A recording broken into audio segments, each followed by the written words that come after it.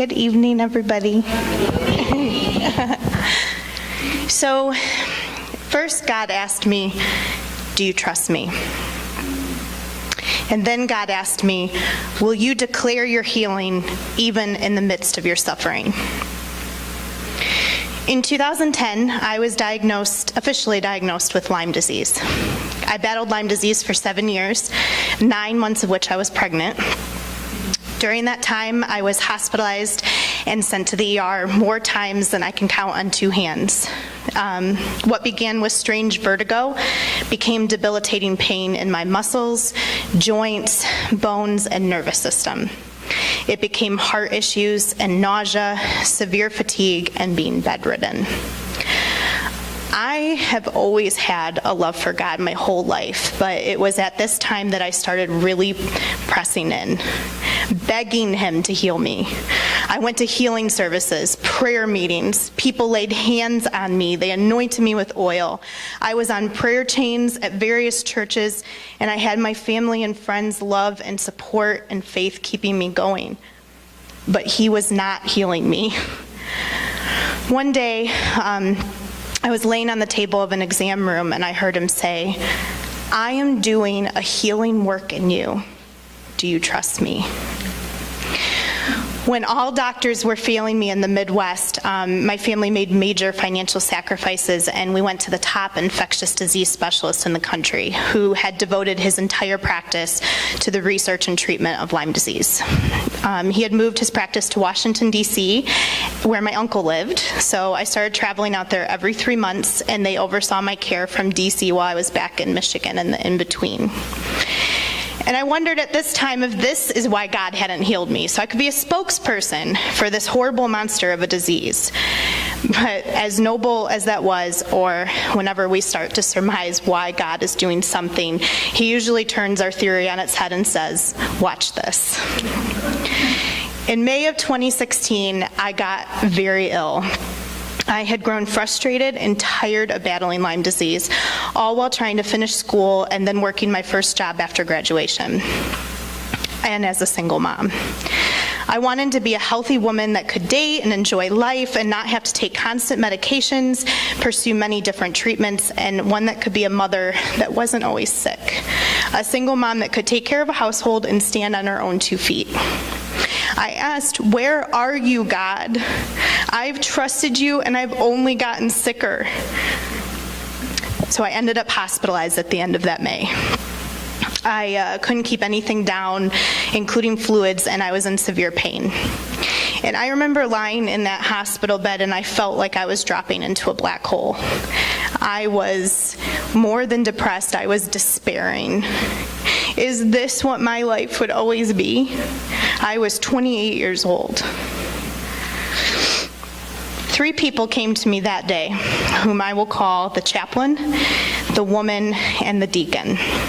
All 3 were from different faiths. All 3 did not know me, and all 3 had messages from God.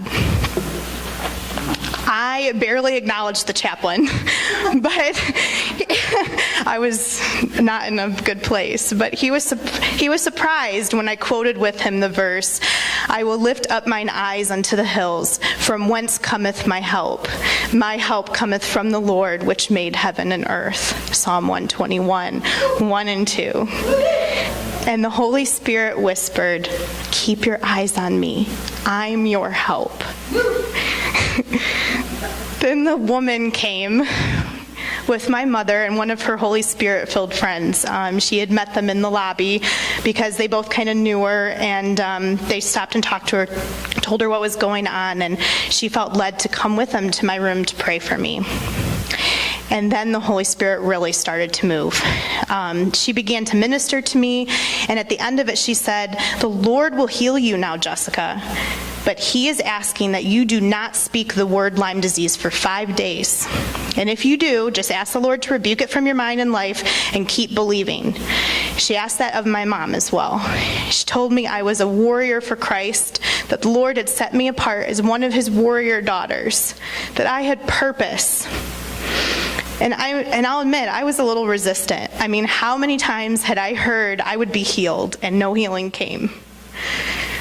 Then the deacon entered my room from a faith in a church not my own, and he confirmed everything the woman had said. God always sends a confirmation. Yeah.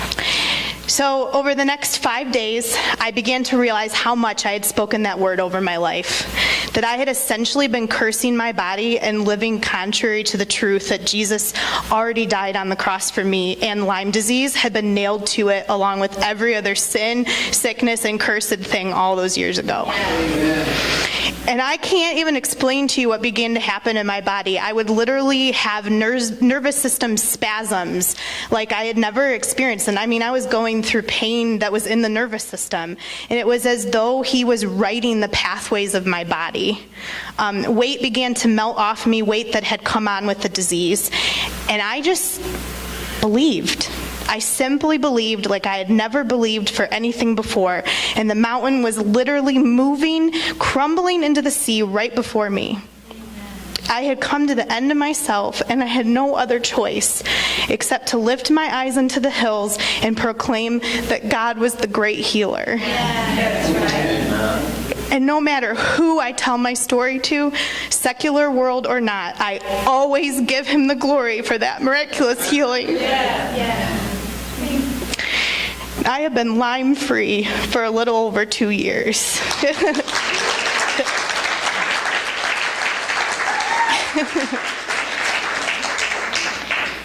And the miracle of that is that Lyme, much like cancer, only goes into remission.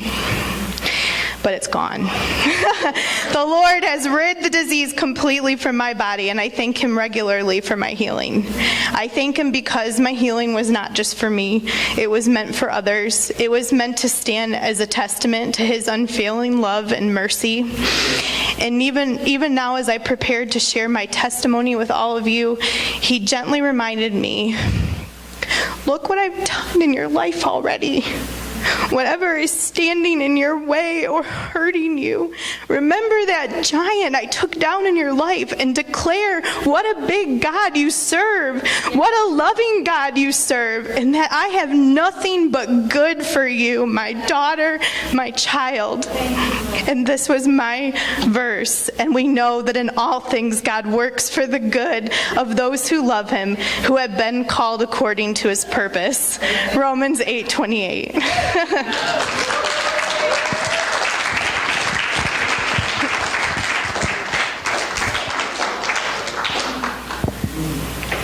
Okay, so I wanted to, all right, so this is such an amazing story also with all the rest of them. My understanding is that your mom had to quit nursing. She was a nurse. Yes. You were in college. Yes. And you had to drop out of school. No, I finished. You finished school, that's good, yeah. But very difficultly. Yes. Very difficult.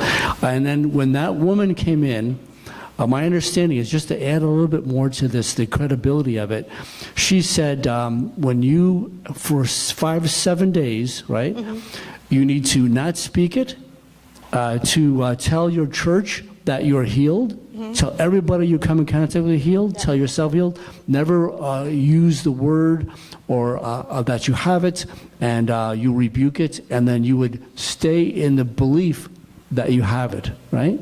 And I was calling it like my Lyme. I was taking ownership of it all the time. And so to help me, I just said, thank you for my healing all the time. Because I still took some medications for a little while and kind of finished them out.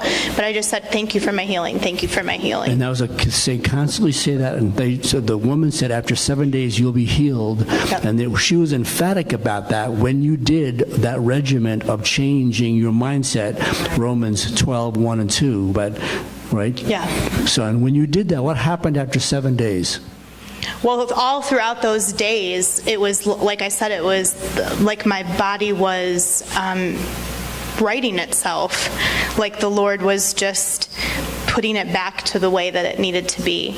And I still, to this day, have, because your body has, cell memory, and so I still have arthritic pain from time to time, but when that pain comes back, then I just declare it again. No, I'm healed. Thank you for my healing, Lord. Thank you, Jesus. Isn't that amazing? Thank you, Jesus.